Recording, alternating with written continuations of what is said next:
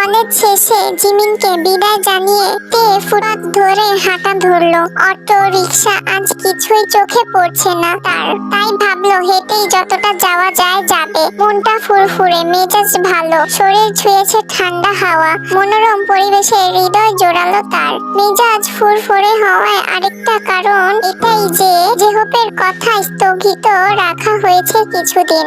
RM জেহপকে বুঝিয়ে সুঝিয়ে মানিয়ে নিয়েছে এই বিষয়ে বলেছে, আবার ছেলে মেয়ে তো একই বাড়ির, জাংকুক সবে ফিরেছে আর তের জন্য সবকিছু নতুন। তারপর জিনিসপত্র এক রুম থেকে অন্য রুমে শিফট করতে সময় তো লাগে। ওদের দুজনকে একটু ওদের মতো ছেড়ে দিই, একে অপরের সাথে খাপ খাইয়ে নিতে পারলেই তারা নিজে থেকেই এক রুমে শিফট হবে। ছেলের কথায় কিছুক্ষণ চুপ থেকে মঞ্জুরি পোষণ করলেন। ব্যাস, মেজাজ ফুরফুরে তখন থেকে তের। চিন্তা মুক্ত মন মস্তিষ্ক, আর কি লাগে। মনের আনন্দে হাঁটছে আর রাস্তার আশেপাশে চোখ বোলাচ্ছে তে।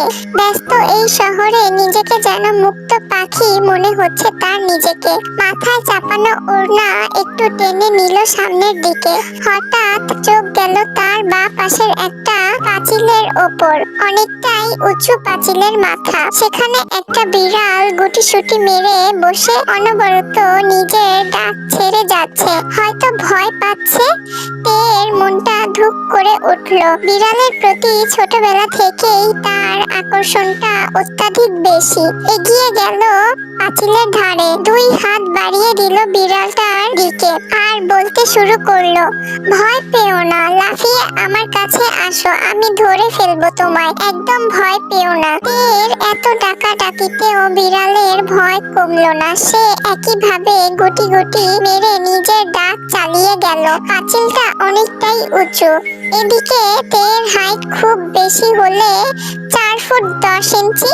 আজ তের অজান্তেই একটু আফসোস হলো নিজের হাইট নিয়ে। আর একটু লম্বা হলে কি যায় আসতো।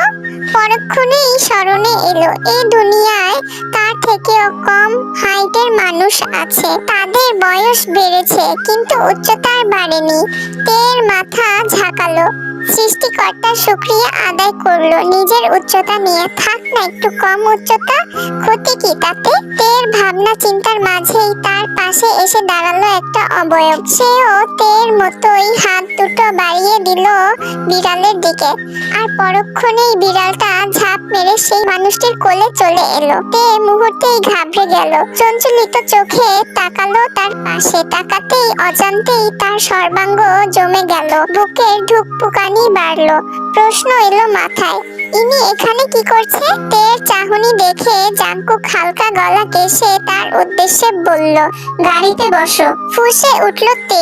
জাংকুকের হাত থেকে বিড়ালটাকে ঝট করে নিজের কোলে নিল। তারপর ঠোঁট ঝাঁকিয়ে নাক ফুলিয়ে বলল, না, যা বলার এখানেই বলুন, আমি কোথাও যাব না আপনার সাথে। জাংকুক দাঁতে দাঁত পিষে হাত মুঠো মেরে ধরে, ডানে বামে তাকালো। রাগ মাথায় চড়েছে ধীরে ধীরে। এই মেয়েটার কথাবার্তা তাকে ক্ষণে ক্ষণে রাগিয়ে দিতে সক্ষম। রুদ্ধ দুটো নিঃশ্বাস ছাড়লো, তারপর শান্ত গলায় বলল, তে মেজাজ বেগড়াবে না, এমনিতেও কলেজের কাজ থেকেই তোমায় খুঁজতে খুঁজতে এখানে এসেছি। এখন চুপচাপ গাড়িতে বসবে।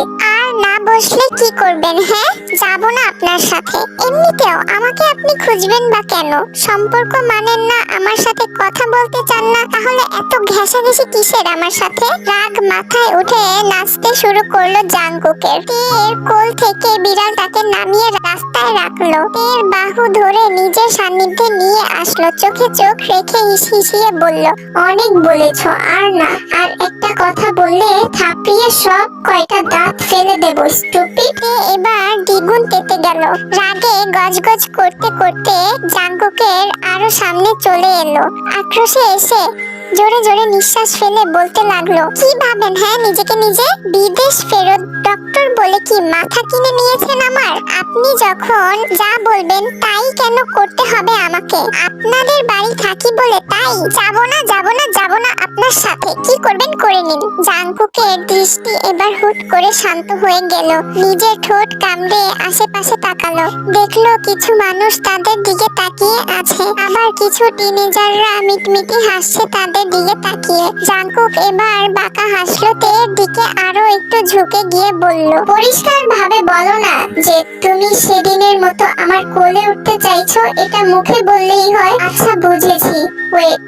তে এবার চমকালো, ভরকালো, অপ্রস্তুত হয়ে ছিটকে সামান্য দূরে সরে দাঁড়ালো জাঙ্কুকের হতে। এতক্ষণে হিংস্র বাঘিনী হুট করে বিড়াল ছানা বনে গেল। লজ্জায় চোখে মুখে হাত বুলিয়ে আশেপাশে তাকালো। আশেপাশের মানুষে তাদের দিকে কেমন অদ্ভুত নজরে তাকিয়ে আছে তা দেখে এতে আরো বেশি লজ্জা পেয়ে গেল।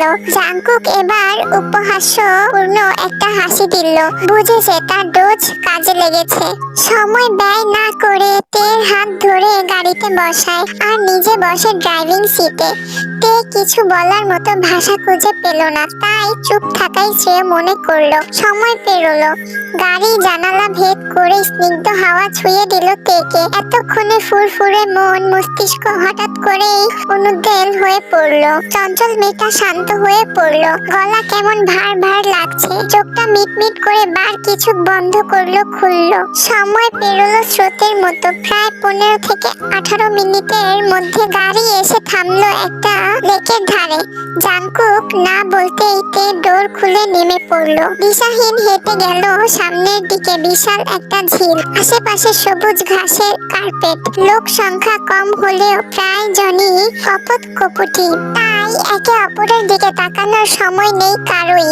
মুহূর্তের মধ্যেই জাঙ্কুক এসে তের পাশে দাঁড়ালো। লম্বা একটা শ্বাস টেনে তের উদ্দেশ্যে কিছু বলার জন্য উদ্যোগী হতেই তে ঝিলের জলে নিজের অবয়বের দিকে তাকিয়ে শান্ত স্বরে বলল, আমি জানি আপনি এই সম্পর্ক চান না। জোর করে আর যাই হোক কোনো সম্পর্ক টিকিয়ে রাখা সম্ভব নয়। একটা সময় হয়তো আপনি এই নামমাত্র সম্পর্ক থেকে মুক্তি চাইবেন, কিংবা হয়তো চাইছেন। আজ আমি আপনাকে বলছি, আপনি যখন খুশি আমার থেকে মুক্তি নিতে পারেন। চিন্তা নেই, কোনোদিন কোনো রকম অধিকার নিয়ে আপনার কাছে যাব না। আপনি নিজের মতো করে জীবন কাটাতে পারেন, আমি কোনোদিন বাধা হব না। এক নিঃশ্বাসে কথাগুলো বলল তে। চোখ বেয়ে গড়িয়ে পড়ল নোনা জল। বুকের বাঁ পাশে সৃষ্টি হয়েছে তীব্র যন্ত্রণা। অদ্ভুত অনুভূতিরা দলা পাকিয়ে গেছে গলার মাঝ বরাবর। জাঙ্কুক শান্ত দাঁড়িয়ে রইল, কিছু বলতে পারল না। সে তো তেকে এনেছিল কিছু কথা বলার জন্য, তার বন্ধু সুগার পরামর্শে। তেকে কিছু অতীত বলতে এসেছিল সে, কিন্তু তের কথার কাছে তার শব্দ মিলিয়ে গেল। আমি একা চলে যেতে পারবো, আপনাকে আমার সাথে আসতে হবে না। চিন্তা নেই, দাদুর কথাতেও আমরা এক রুমে থাকবো না। চলে গেল তে। চোখ তুলে কিংবা ঘুরে পর্যন্ত তাকালো না সে জাঙ্কুকের দিকে। দেখলো না জাঙ্কুকের শান্ত স্নিগ্ধ মুখশ্রী। সময় যে প্রবাহমান তা কারোর জন্য থেমে থাকে না। পেরিয়েছে বেশ অনেকটা সময়। দিন গেছে গেছে রাত্রি। সেই দিনের পর থেকে দূরত্ব বজায় রেখে চলা, এড়িয়ে যাওয়া সমস্ত কিছু আগের থেকে আরো বেশি প্রখর হয়েছে। কাছে আসবে না বলে পণ করেছে, যতটা সম্ভব ব্যবধানে থাকবে তে। সবকিছুর পরেও কি যেন একটা মোহিনী শক্তি, এক অদ্ভুত আকর্ষণ। এদিকে জাঙ্কুকের চাপ বেড়েছে। প্রায় সময়ই তাকে বাহিরে কাটাতে হচ্ছে, কিন্তু এত ব্যস্ততার মাঝেও বারবার মনে পড়ছে তের বলা সে তিক্ত বুলি। মাঝে মধ্যেই তের কথা চিন্তা করে ডুব দিচ্ছে গভীর ভাবনায়, আর কখনো মাথা ঝাঁকিয়ে সব চিন্তা দূরে ঠেলে দিতে চাইছে। কি এক অদ্ভুত ধাঁধায় পড়েছে সে। মেয়েটার থেকে সেই তো দূরে থাকতে চেয়েছিল, আর এখন যখন তে নিজেই এই সম্পর্ক থেকে তাকে মুক্তি দেবে বলে জানালো, তখন এই ধরনের অনুভূতি কেন হচ্ছে তার। কাল প্রায় মাঝরাতে জাঙ্কুক বাড়ি ফিরেছে। ক্লান্ত শরীর বিছানায় মেলে ধরতেই রাজ্যের ঘুম এসে চোখ জুড়ালো। এখন বাজে সকাল 8:10-এর কাছাকাছি। বিছানা ছেড়ে আড়মোড় ভেঙে উঠে বসলো জাঙ্কুক। আজ বেশ ফ্রেশ অনুভব হচ্ছে তার। মেজাজটাও বেশ মনোরম। ফ্রেশ হয়ে গায়ে জ্যাকেট জড়ালো, তারপর এসে দাঁড়ালো তার ব্যালকনিতে। স্নিগ্ধ বাতাসে শ্বাস টানলো। চোখ ঘুরে না চাইতেও তে ব্যালকনির দিকে দৃষ্টিপাত করলো। নানা রকমের ফুল দিয়ে সাজানো মেয়েটার ব্যালকনি। ফুলের সমাহারের সাথে আরো রয়েছে নানা রকমের গাছ। জাংকুক বেশ মুগ্ধ হলো তের কর্মের প্রতি। ছোটবেলা থেকেই মেয়েটা আলাদা, তার শখ আশা আকাঙ্ক্ষা খুবই সীমিত, অল্পতেই সন্তুষ্ট সে। কারো গলার স্বর পেয়ে জাংকুক মাথা নোয়ালো, দেখলো ঠিক তার সামনের রাস্তায় তে দাঁড়িয়ে আছে, সাথে আছে পাশের বাড়ির ছেলেটা। বেশ কয়েকবার চোখে পড়েছে ছেলেটা জাংকুকের, কিন্তু তের সাথে ছেলেটার কি কথা থাকতে পারে? কি সুন্দর হেসে হেসে কথা বলছে তে ছেলেটার সাথে। কই, তার সাথে তো এরকম কথা বলে না। রেলিং এ রাখা হাত শক্ত হলো জাংকুকের। না চাইতেও এক সুপ্ত রাগ কাজ করছে তের প্রতি। তারা জাংকুককে খেয়াল না করলেও জাংকুক তাদের সম্পূর্ণ দেখতে পাচ্ছে এবং তাদের কথা শুনতে পাচ্ছে পরিষ্কারভাবে। এর মধ্যে জাংকুক শুনতে পেল ছেলেটির কণ্ঠ। আচ্ছা তে, তোমাদের বাড়িতে কিছুদিন আগে যে ভাইজানটা এসেছে সে তোমার কি হয়? তে কিছুক্ষণ মাথা নিচু করে ভাবলো। এইদিকে জাংকুকও কান খাড়া করে আছে তের উত্তর শুনবে বলে। কান যেন বিদ্রোহ করে বলছে, হাসবেন হাসবেন হাসবেন। উনি আমার কাজিন হয়, আর এই বাড়ির বড় ছেলে উনি। এতদিন ডক্টরি পড়ার সুবাদে তিনি বিদেশে ছিলেন। অবশ্য আপনি কিভাবে জানবেন? আপনারা তো এখানে এসেছেন মাত্র 1.5 বছর। ভীষণ মিষ্টি করে কথাগুলো বলে উঠল তে। সিওজন নামক ছেলেটিও সন্তুষ্টি প্রকাশ করলো তের কথায়। এখানে আসার দ্বিতীয় দিনের সকালে সিওজন তেকে তাদের ছাদে দেখেছিল। ছোট্ট খরগোশ ছানার সাথে মন মাতিয়ে গল্পে মশগুল ছিল মেয়েটি। ব্যাস, সিওজিন বাবাজি হৃদয় হারা হলেন। তের সাথে আগ বাড়িয়ে কথা, মিশির কথা শুনে নিজেও একটা বিড়াল পোষে, যাতে করে তাদের বন্ডিং আরো গভীর হয়। এইদিকে জাংকুক রাগে অগ্নিশর্মা। তের কথা শুনে সে রাগে ফুঁসছে। এই রাগের কারণ কি শুধুই তাকে কাজিন বলা, নাকি ছেলেটার সাথে হেসে হেসে কথা বলার জন্য? না না, দুটোই। একই সাথে দুই কারণে বেজায় ক্রুদ্ধ। হুট করেই জাংকুকের এরকম ক্লেশের অর্থ বুঝে আসলো না। চোয়াল শক্ত করে জোরে নিঃশ্বাস ফেলতে লাগলো। শুধু থেকে একবার হাতের কাছে পেলেই হয়। মিশিকে কোলে নিয়ে তে সিঁড়ি বেয়ে উপরে উঠলো। মুহূর্তেই মিশি লাফ দিয়ে নেমে গেল, হয়তো রেগে আছে তের উপর। সিওজনের বিল্লুর সাথে মিশির প্রেমের মাঝে হিটলার হয়ে দাঁড়ালো। তেকে মিশি প্রায় এড়িয়ে গেল। তে হাঁ হয়ে রইল মিশির আচরণে। প্রেম যে কাঁঠালের আঠা, বাক্যটা শুধু মানব জাতির উদ্দেশ্য নয়, তা আজ বুঝলাম। তে কথাগুলো বলতে বলতে আপন মনে হেঁটে যাচ্ছিল, কিন্তু ক্ষণিকের মধ্যেই কেউ তের হাত ধরে হ্যাঁচকা টেনে কোনো এক রুমের মধ্যে নিয়ে আসে। আচমকা টানে তে ঘাবড়িয়ে যায়। ভয়ে বুক ধক করে উঠল তার। দীর্ঘ প্রশ্বাস টানতে টানতে সামনে তাকাতেই দেখলো জাংকুক তার হাত দুটি দেয়ালের সঙ্গে চেপে ধরে রক্তচক্ষু মেলে তার দিকেই তাকিয়ে আছে। তে এবার জমে গেল। জাংকুক তার এত কাছে থাকাতে শিরদাঁড়া বেয়ে শীতল স্রোত নেমে গেল।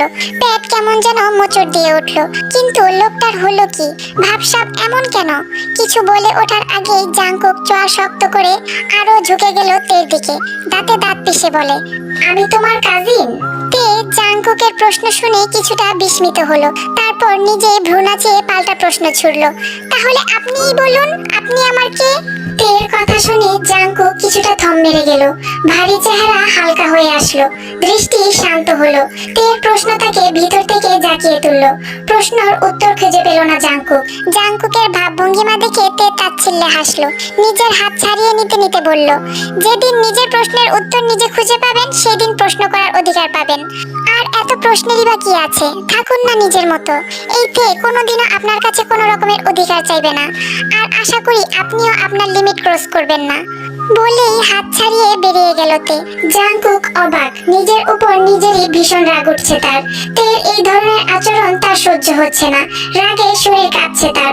ছোটবেলাকার তে আর এখন মুহূর্তেই চলে যাওয়ার তের মধ্যে শত পার্থক্য খুঁজে পেল জাংকুক। সে তো বিদেশ থেকে ভেবেই এসেছিল দেশে ফিরে সে এই মেয়েটাকে শরীয়তে তালাক দেবে, মুক্তি হবে নিজেও আর মুক্তি দেবে মেয়েটাকেও। কিন্তু এখন এমন কেন হচ্ছে তার? মেয়েটার মুখ থেকে মুক্তি পাওয়ার কথা নিম পাতার থেকেও বেশি তিতা লাগছে কেন? যখনই মেয়েটার থেকে দূরে যাওয়ার চেষ্টা করে তখন তার থেকে শতগুণ বেশি কাছে চলে আসে কেন?